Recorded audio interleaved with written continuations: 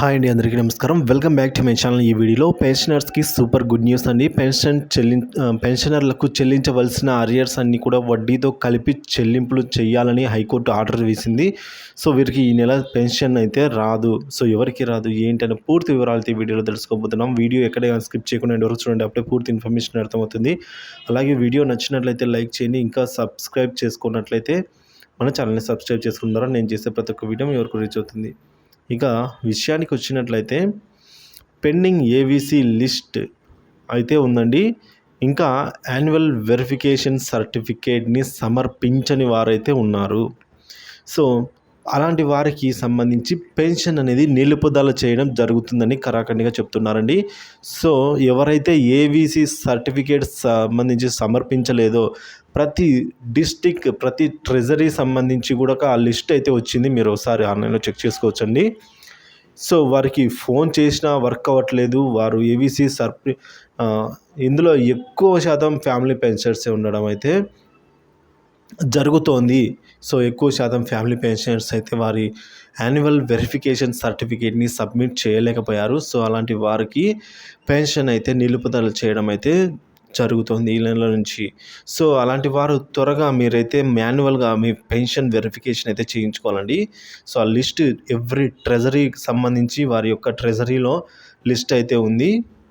So అటువంటి వారు ఒకసారి మళ్ళీ చెక్ చేసుకొని మీరైతే వెంటనే యాన్యువల్ వెరిఫికేషన్ సర్టిఫికేట్ అనేది మాన్యువల్ పద్ధతిలో ఇప్పుడైతే చేయడం జరుగుతుంది. కాబట్టి మీరు ఆ ప్రాసెస్లో అయితే పూర్తి చేసుకోండి. అలా చేసినట్లయితేనే మీకు పెన్షన్ అనేది యథావిధిగా వస్తుంది. లేదంటే పెన్షన్ అయితే నిలిపివేయడం జరిగిందండి. సో వారి ఫోన్ నెంబర్స్ కూడా మనకు అవైలబుల్ ఉన్నాయి. కాకపోతే అవేవి ఇప్పుడు పని చేయడం లేదని చెప్తూ ఉన్నారు. సో నాట్ రెస్పాండ్ అని, నాట్ వర్కింగ్ ఫోన్ అని చెప్పేసి కూడా వారైతే రిమార్క్ పెట్టారు. ఇక మరొక విషయం ఏంటంటే, if life certificate is not submitted by pensioner before stopping his pension, it is duty of bank to visit the house of pensioner and know the reason for non-submission. So court ordered payment of all arrears and also imposed a fine 1 lakh rupees up to 1 lakh rupees on the respondent. So payment is to be made in 2 weeks with 6% interest.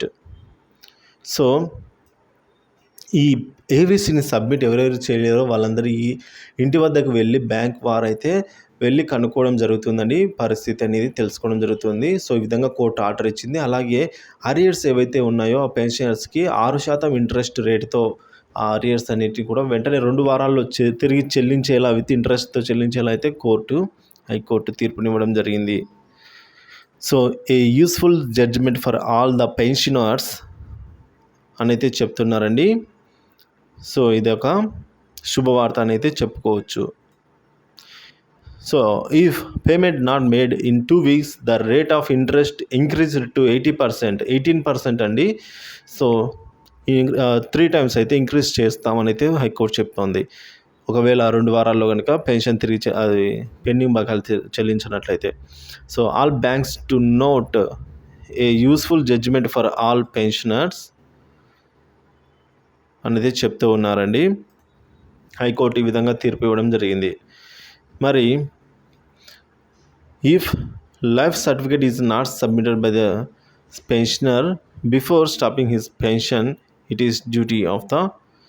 So ఇలాంటి వారందరికీ కూడా pension నిలిపివేస్తూ ఉన్నట్టు government తెలియజేసింది. So video నచ్చితే like చేయండి. ఇలాంటి videos కోసం మన ఛానల్ని సబ్స్క్రైబ్ చేసుకోండి. Thank you for watching this video.